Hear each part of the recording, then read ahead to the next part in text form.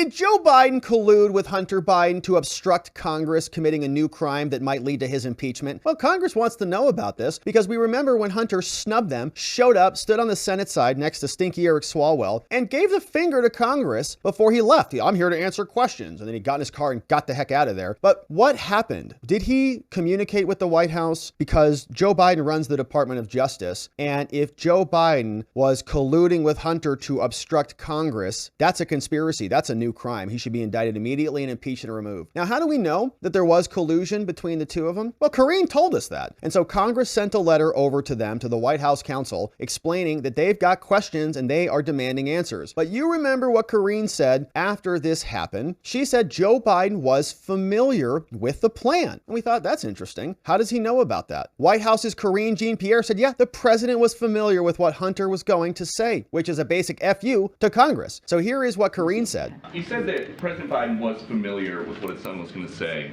on Capitol Hill. If I called my dad and said, I am about to violate a congressional subpoena, he'd probably say, son, you shouldn't do that. Not a good idea. Was there any attempt by President Biden to talk Hunter out of it today? You're going to call your dad Steve? Call him Dad, usually.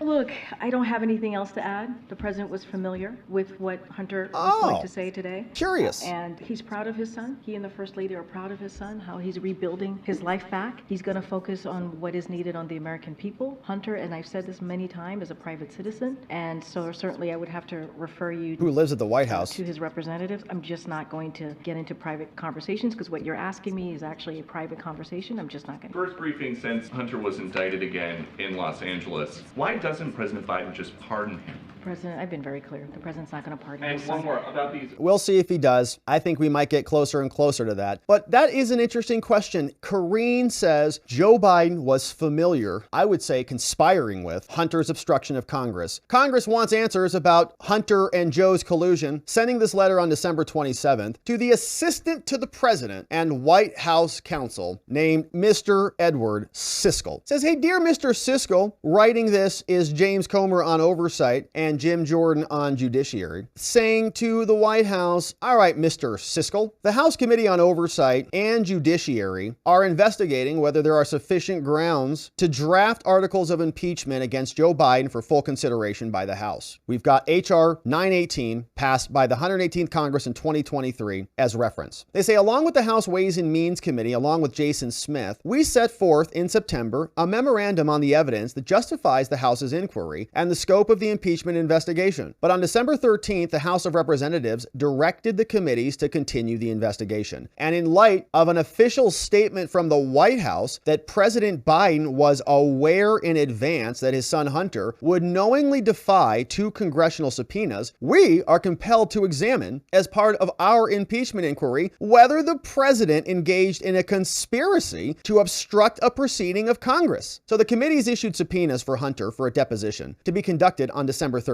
Now, in correspondence with Mr. Biden's attorneys prior to the scheduled date of the depositions, the committees addressed and rejected Mr. Biden's justification for not complying with our subpoenas, as well as Mr. Biden's demand for special treatment from the committees. Now, the committee specifically notified Mr. Biden via his attorney, and his failure to appear for the depo as required by the subpoenas would lead to the committee initiating contempt of Congress proceedings. On December 13th, Mr. Biden did not appear for the depo. He stood outside and scolded you guys. Instead, talked about his addiction. Instead, Mr. Biden appeared on the grounds of the Capitol with his attorney and Representative Eric Swalwell, another co-conspirator. Mr. Biden gave a lengthy public statement to an assembly of reporters in which he made several statements that are relevant to our impeachment inquiry, including representations about his business activities, assertions about Biden's awareness and his, quote, financial involvement in these activities, and attacks on the committee's inquiry. Hunty then indicated that he would not appear for the deposition as required by the subpoenas that were lawfully executed, and that he would only testify in a public forum, a demand for special treatment that the committee has already rejected. Although Hunty professed an interest in answering questions, he then departed the Capitol grounds, ran out of there without taking any questions at all from the press. The committee subsequently recorded Mr. Biden's non-appearance at the deposition. You're not here. Crime has been committed. Later, on December 13th, when asked about whether President Biden had watched Hunty's statement, Karine stated that Biden was, quote, certainly familiar with what his son was going to say, as we just listened to. However, Ms. Karine declined, however, to provide any further details on what the president did and whether the president approved of his son-defying congressional subpoenas. Nonetheless, Karine and her statement suggest that the president did have some amount of advanced knowledge that Hunty would choose to defy our subpoenas. So under the relevant section of the criminal code, the answer is it is unlawful to corruptly endeavor to obstruct the proper exercise of the inquiry from Congress. And likewise, any person who aids, abets, or counsels, or commands, or induces, or procures the commission of a crime is also punishable as a principle of the crime. So in light of Ms. Karine's statement, we are compelled now, Hunter and Joe at the White House, to examine the involvement of the president, Joe himself, in his son's scheme to defy the committee subpoena, saying the committees have accumulated substantial evidence that Hunter Biden's business endeavors have improperly included his father, and the president has made false claims about his knowledge and involvement in the schemes. In fact, just days before Mr. Biden was scheduled to appear for his depo, the president, Joe, claimed that he had not interacted with any of his son's business partners, but we know that's false. The president has in fact met with, spoken to, and received money sourced from his son's business partners. In light of this evidence, the fact that Joe has advanced awareness that Hunter would defy the subpoenas raises troubling questions that Congress needs answers to. We must examine whether the president corruptly sought to influence or obstruct the committee's proceedings by preventing, discouraging, or dissuading his son for complying with subpoenas. Did he promise him pardon? Such conduct would constitute an impeachable offense. And so, Comer and Jordan, they write, accordingly, and pursuant to the impeachment inquiry, which we have now authorized in the House of Representatives, please produce the following information for a period between January 20th, 2021 to present. And we got the full House, the full weight of the House behind this. All documents and communications sent or received by employees of the Executive Office of the President about the deposition of Hunter, including but not limited to emails with Hunty, Winston and Strawn, and Kevin Morris, the Hunter sugar daddy living in LA. And 2, all documents and communications sent or received by employees of the Executive Office of Biden and his statement about his family's business associates on December 6th. Please give us this information ASAP, but no later than January 10th, 2024. Thank you for your cooperation with the impeachment inquiry, period. Sincerely, James Comer and Jim Jordan, copying Raskin and Nadler on the respective committees. And so a nice letter with the full weight of the House behind them now from Judiciary and elsewhere. And so we'll see if the White House responds now that they've got the full impeachment inquiry at their back. Now, James Comer is explaining his position and some recent updates on the Biden crime family investigation. And we can see him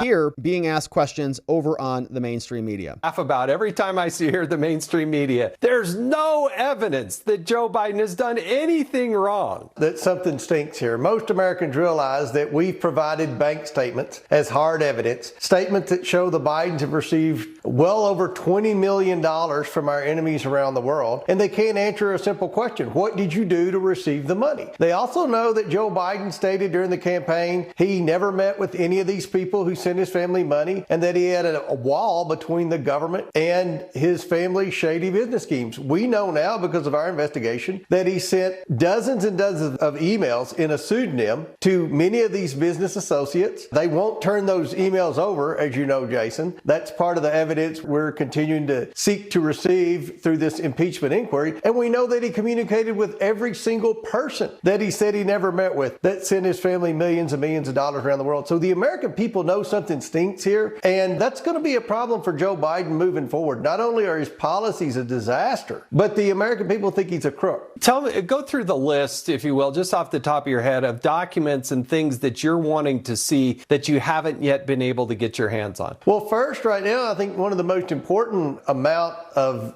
documentation that we need are those pseudonym emails. Remember, no one knew about these pseudonym emails until a few months ago. We found that Joe Biden was using at least 3 fake names on government emails. What we didn't know until recently was that he was in fact using those pseudonym emails to communicate with not just his son, Hunter Biden, but also with his shady business associates. The Politico, in their never-ending defense of Joe Biden, wrote a story when the White House turned over 14 of these emails, which even amount to 0.5%, and said, oh, there's nothing here. These are junk emails. But what we learned from the indictment in California, several of those emails that Joe Biden used a pseudonym were used as evidence against Hunter Biden in his failure to pay taxes. So that is important evidence there. We also need those depositions. There's certainly a reason that Hunter Biden's not wanting to come in and answer questions. We have his bank statement, and bank records don't lie. So we want to depose Hunter Biden. Obviously, we want to depose all of the business associates, but we also need those pseudonym emails, and we also have questions for the National Archives. Which countries were involved in the documents that Joe Biden mishandled? That's something that I think is very important of our investigation, because we've identified, Jason, a couple of emails that Hunter sent to people in Ukraine, for example, that we believe may have been classified documents that Joe Biden mishandled that were in possibly the garage of Joe Biden's house where his son was living. There is so much here, and it feels like it's just slowly coming out. Why do you need all these aliases? Why all of these emails? The goalposts keep changing. They say Joe Biden knew nothing about Hunter. Okay, maybe he did. He wasn't involved. Okay, maybe he was. Maybe he showed up at dinners and stuff. They only talked about the weather. Okay, maybe not about the weather. Maybe they talked about some other things. Okay, maybe he actually did show up at like some important meetings. It wasn't just to have coffee, and so on and so forth. And now he wasn't financially involved. Okay, but he got money paid back in loans from James Biden, and the money was passed along through entities that were from foreign sources. So the list just keeps changing. Now he's saying my dad wasn't financially involved, which means he must have been very otherwise involved. Pseudonyms that they don't want to turn over. National Archives covering up for this. DOJ covering up for this. People like Leslie Wolf fleeing the DOJ to get the heck out of Dodge. And it's all just warming up. I think it's going to time right nicely and climax with the election, which is very curious and makes me wonder if Joe is going to be around much longer, but we'll see. So we'll be here continuing to cover, my friends, collusion, corruption, conspiracy, obstruction, all in the Biden crime family, and Congress is investigating. We'll be here continuing to cover and do our own due diligence. Thank you for subscribing wherever it is you're watching this. Thanks for checking out our website, robertgovea.com. We would love it if you went over there. Remember, all the reports are on here, robertgovea.com, so you can read any of the PDFs that you want, read a summary of the segment, sign up for the newsletter by clicking that blue button right there. That way you can get the reports delivered to your inbox every day after the show, and we'll look forward to seeing you there. We'll look forward to seeing you back here on the next one.